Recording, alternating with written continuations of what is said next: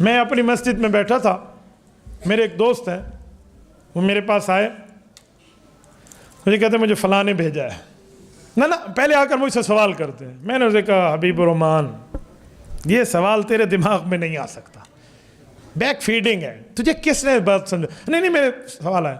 وہ دوست ایسے ہے کہ میں نے اور اس میں 4th کلاس میں، ہم 4تھی میں اکٹھے پڑھے، تو مجھ پہ کہہ سکتا ہے. میں نے کہا بھیبا گال پوری کرے سے، یہ تجھے سمجھایا کس نے؟ نام لے گا تو بات بنے گی. مجھے کہتے ہیں مجھے فلاں نے سمجھا. میں نے کہا اچھا. مجھے سمجھ آ گئی.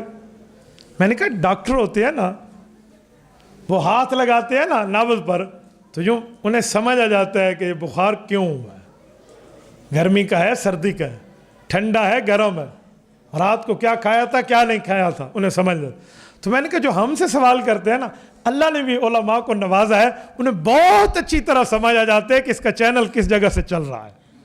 کہتا ہے مجھے فلاں میرا اعلی حدیث دوست ہے، فلاں نام ہے اس کو، اس نے سمجھا. میں نے کہا اچھا اب ذرا سنو. اب سوال پتہ کیا تھا؟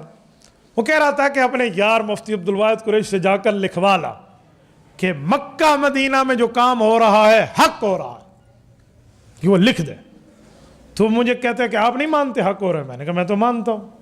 میں تو مکہ مکرمہ میں کعبۃ اللہ کی نماز کو 1,00,000 نماز کا برابر ثواب سمجھتا ہوں، مدینہ طیبہ کی نماز کو 50,000 کے مطابق سمجھتا ہوں. اور میری تو یہ خواہش ہے کہ یہ آرزو ہے کہ یوں زندگی تمام کریں، یہ آرزو ہے کہ یوں زندگی تمام کریں، مکہ میں صبح کریں، مدینہ میں شام کریں. میری تو خواہش ہے. اللہ ہمیں حضور پاک کے روزے کے ارد قبر عطا فرمائے، حضور پاک کی جنت البقیع کی تربت بنائے. اس سے بڑی سعادت کی بات اور کیا ہوگی؟ اس سے بڑی خوش قسمتی کیا ہوگی کہ رسول اللہ کے قبرستان سے اٹھو، کل قیامت میں اللہ کے رسول کے ساتھ کھڑے ہو.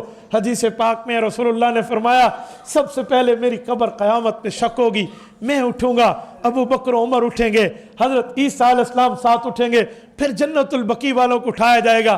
پھر میں انتظار کروں گا جنت المعلیٰ قبرستان مکہ مکرمہ کے قبرستان کی، وہ لوگ آئیں گے، پھر ہم سارے مل کر اللہ کے دربار میں حاضر ہوں. اس سے بڑی سعادت اور کیا ہے؟ میں نے کہا میں تو چاہتا ہوں، میں تو وہاں حق سمجھتا ہوں. مجھے کہتا ہے اچھا تو وہاں پر آمین اونچی ہوتی ہے نماز میں؟ میں نے کہا جی ہاں. کہتے ہیں تم آہستہ کیوں کرتے ہو؟ میں نے کہا حبیب الرحمان بات پوری ہو گئی؟ جی. میں نے کہا تو ایسا لکھ دے، اپنے اس دوست کو کہے کہ مکہ مدینہ کے کام حق ہیں، وہ بھی لکھ دے. کہتے وہ تو مانتا ہے. میں نے کہا حبیب الرحمان تیرے سامنے مانتا ہے، یا لے لکھوا لا. اسے کہا مفتی صاحب کہتے ہیں میں لکھ دیتا ہوں وہاں کی آمین حق ہے، لیکن اسے کہو تو لکھ دے کہ وہاں جو کام ہو رہا ہے حق ہے. انہوں نے کہا وہ لکھے گا. میں نے کہا اس کا ابا بھی نہیں لکھے گا، بھولتے ہے تو. مجھے پتا ہے، میں بہت اچھی طرح اندروں دے گون جو اسا مولوی سارے سجاندے ہیں، لکھوا لا. کہتے اچھا. اس نے یوں کال کیا، اس نے کہا السلام علیکم. انہوں نے کہا یار واٹس ایپ پہ ذرا مجھے لکھ کر سینڈ کرنا ذرا کہ مکہ مدینہ میں مسجد نبوی میں مسجد حرام میں جو کام ہو رہا ہے سارے حق ہیں جو امام کر رہا ہے خطیب کر رہا ہے. انہوں نے کہا چھوڑ میری بات اس سے لکھوا. اس نے کہا وہ لکھ کے دینے پہ تیار ہے، لیکن اس نے کہا اس سے لکھوا لو کہ مکہ مدینہ میں سارے کام حق ہو رہے ہیں. اب وہ کہتے ہیں اچھا تو آئے گا تو میں تفصیل بتاؤں گا. اس نے نہیں لکھ کے دیا تو یہ بھی پریشان ہوا. مجھے کہتے ہیں ایک کیا مسئلہ ہے؟ میں نے کہا شروع میں چھپایا کیوں تھا؟ سیدھا بتاتا کیا مسئلہ ہے، میں بتاتا تمہیں.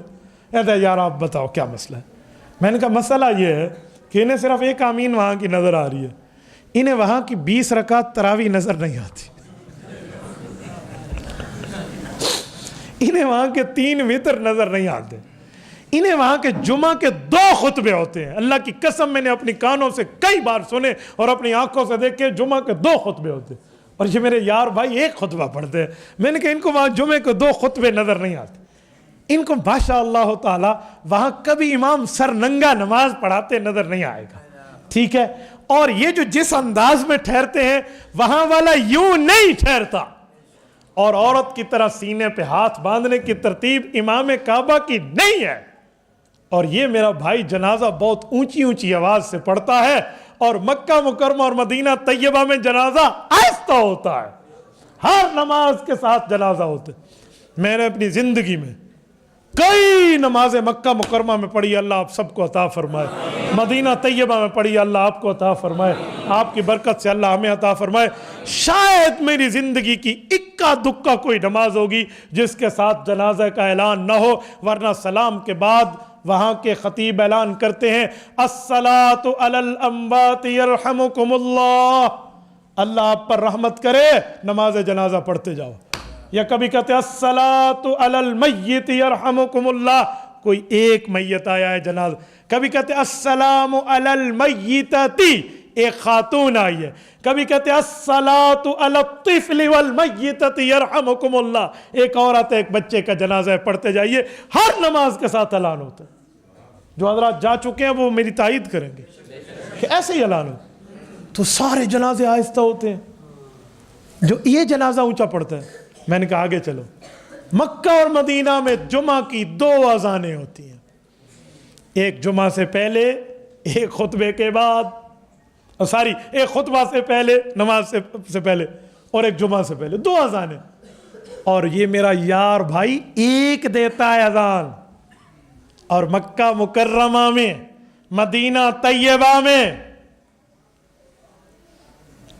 امام حرم مکی, امام حرم مدنی امام احمد ابن حنبل رحمہ اللہ کی تقلید کو ضروری سمجھتا ہے, اور یہ تقلید کو حرام کہتا ہے.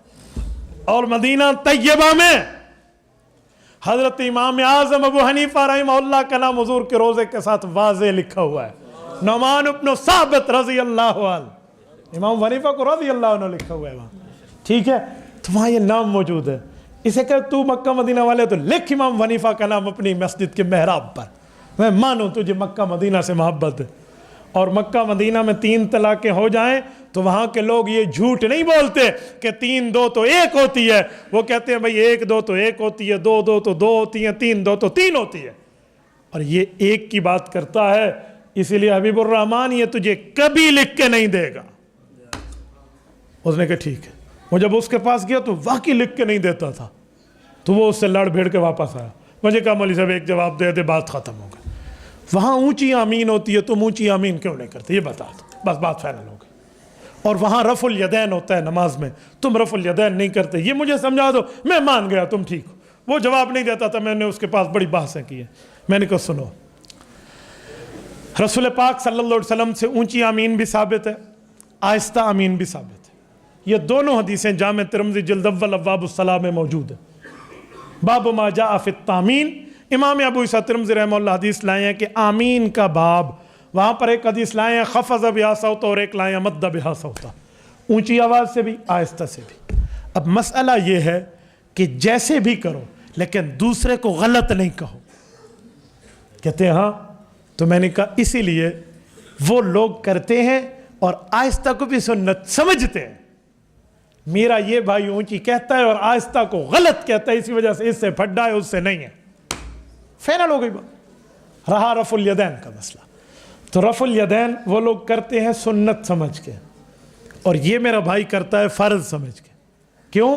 سنت چھوٹ جائے تو نماز ہوتی ہے یا نہیں ہوتی, اور فرض چھوٹ جائے تو یہ کہتے ہیں رفع یدین کے بغیر نماز نہیں ہوتی. وہاں والا تو ایک بھی نہیں کہتا, وہاں تو ہم بغیر رفع الیدین کے نماز پڑھتے ہیں. اللہ کی قسم آج تک میں کسی نے نہیں کہا, اور مجھے الحمدللہ یہ سعادت ہے, میں نے کعبۃ اللہ کی پہلی صف میں کئی بار نمازیں پڑھی ہیں. میں الحمدللہ رب کریم کے فضل سے, اللہ کے احسان سے, اللہ کی بڑے کرم نوازی سے کہتا ہوں, میں نے کئی بار پہلے صف میں ٹھہر کر مسجد نبوی میں اور بیت اللہ میں نمازیں پڑھی ہیں. مجھے تو کبھی کسی نے نہیں کہا کہ تیری نہیں ہوتی, تیری نہیں ہوتی, تیری نہیں ہوتی. کیوں؟ وہ کہتے ہیں کرنا بھی سنت ہے, چھوڑنا بھی سنت ہے, وہ دونوں کو ٹھیک کہتے ہیں. اور میرا بھائی مجھے کہتے ہیں کرنا فرض ہے, نہیں کرے گا تیری نہیں ہوتی تو بے نمازی ہے, اس لیے اس سے پھڈا ہے, اس کا احترام ہے.